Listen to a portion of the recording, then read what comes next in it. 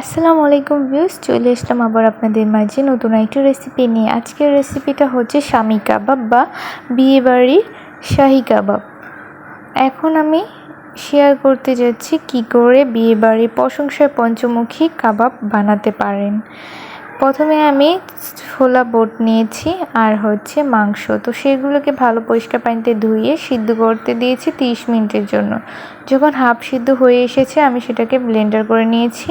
তো দেখতেই পাচ্ছেন হাত দিয়ে কিন্তু চাপ দিলে সেটা ম্যাশ হয়ে যাচ্ছে। সিদ্ধ করার সময় কিছু পরিমাণ লবণ দিয়ে দিবেন, তাহলে কিন্তু দ্রুত সিদ্ধ হতে সাহায্য করবে। তো এখন আমি একটা ডিম অ্যাড করব রুম টেম্পারেচারে। আর ডিমটা এখানে অ্যাড করছি যাতে কাবাবের শেপটা যখন দেবেন শেপটা যেন তেলে ছাড়ার পরে জোড়াটা না ছুটে যায়, সেই জন্য এখানে ডিমটা অ্যাড করবেন। আর আজকের কাবাবটা আমি সম্পূর্ণ হোমমেড মশলা দিয়ে বানানোর চেষ্টা করব। বাজারে কিন্তু এক্সট্রা কাবাবের মশলা পাওয়া যায়, কিন্তু আমি হোমমেড মশলা দিয়ে কি করে বিয়েবাড়ির কাবাবের স্বাদ আনা যায় সেটা তুলে ধরবো। তো এখন আমি কিছু পরিমাণে পেঁয়াজ কুচি দিয়ে দিয়েছি, এরপর দিয়ে দিচ্ছি ধনেপাতা কুচি। আর পেঁয়াজটাকে কিন্তু খুবই চিকন করে কেটে নিতে হবে। এরপর দিয়ে দিচ্ছি পরিমাণ মতো লবণ। আমি কিন্তু সিদ্ধ হওয়ার সময় কিছু পরিমাণে লবণ দিয়ে দিয়েছি, আর এখন দিয়ে দিচ্ছি সম্পূর্ণ স্বাদ মতো লবণ। এরপর দিয়ে দিচ্ছি লাল মরিচের গুঁড়া। আমি 2 চামচ পরিমাণে মরিচের গুঁড়া দিয়েছি। তো এখন দিয়ে দিচ্ছি ধনিয়ার গুঁড়া, হাফ চামচ পরিমাণে ধনিয়ার গুঁড়া দিয়ে দিচ্ছি। ঝালটা কিন্তু আপনাদের সম্পূর্ণ স্বাদের উপর, আপনারা কতটুকু ঝাল খেতে পারেন সেটার উপর ডিপেন্ড করে ঝালটা বাড়িয়ে কমিয়ে দিবেন। তো এরপর দিয়ে দিচ্ছি হাফ চামচ পরিমাণে জিরার গুঁড়ো।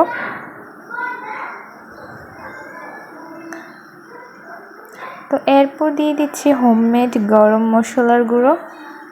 আপনাদের হাতের কাছে যদি গরম মশলার গুঁড়ো না থাকে তাহলে সেক্ষেত্রে চটপটি মশলার গুঁড়ো দিতে পারেন। তো আমি কিন্তু কোনো মশলাই আজকে অ্যাড করিনি, সম্পূর্ণ হোমমেড মশলা দিয়ে সেটাকে বানানোর চেষ্টা করব। তো এরপর দিয়ে দিচ্ছি সয়াবিন তেল। তো আমার সব উপকরণ দেওয়া শেষ হয়ে গেছে, আমি এখন সব কিছু একসাথে মিক্স করে নেব। দেখতে পাচ্ছেন সব উপকরণ একসাথে ভালো করে আমি মিক্স করে নিয়েছি। এখন এটাকে বলের আকার করে সুন্দর পেঁয়াজু শেপে দিয়ে দেব। তো দেখতেই পাচ্ছেন আমি কিন্তু সবকটা সুন্দরভাবে শেপ করে নিয়েছি। আপনারা কিন্তু চাইলে এটা ফ্রোজেন করেও রাখতে পারেন, যখন মেহমান আসে এর পরের দিনও সেটাকে ভাজতে পারেন এবং 1 মাসও সেটাকে সংরক্ষণ করে রাখতে পারেন ফ্রোজেনে আর কি। তো এখন এটাকে আমি হাই টু লো আঁচে সুন্দর করে ভেজে নেব। এই ক্ষেত্রে কিন্তু বেশি ডার্ক করে ভাজতে যাবে না, তাহলে কিন্তু অনেকটাই মশলা পুড়ে যাবে আর এটা খেতেও কিন্তু সেরকম স্বাদ হবে না। যে জিনিসে যেরকম করে করতে হয় সেটার জন্যই পারফেক্ট। তো আমি কড়াইতে তেল দিয়ে দিয়েছি আর তেলটা গরম হয়ে এসেছে। আর আমি সব কটা না, আমি 2 লেয়ারে এটাকে 2 ভাবে ভাজবো। যেহেতু আমার এখানে অনেকগুলো কাবাব, তো আমি 2 বারে ভেজে নেব। তো প্রথমবার আমি কিছুটা দিয়ে দিয়েছি আর ঠিক মিডিয়াম আছে এটাকে সুন্দর করে ভেজে নিচ্ছি।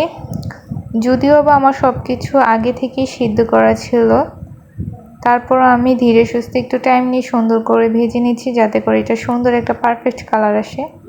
তো দেখতেই পাচ্ছেন ঠিক সেম এইভাবেই ভাজবেন, এটাই কিন্তু সুন্দর একটা পারফেক্ট কালার। এর থেকে ডার্ক বা হালকা করতে যাবেন না। বিয়েবাড়ি অনুষ্ঠানে যেরকম করে বাবুর্চিরা করে আর কি, আমি সেইভাবেই করছি। ফাইনালি আমার কাবাবগুলো হয়ে গিয়েছে। তো আপনারা চাইলে আমার এই টিপসটি, এই রেসিপিটা ফলো করতে পারেন, তাহলে কিন্তু বিয়েবাড়ি পুরো স্বাদেই বাসায় কাবাব তৈরি করে ফেলতে পারেন। আল্লাহ হাফেজ।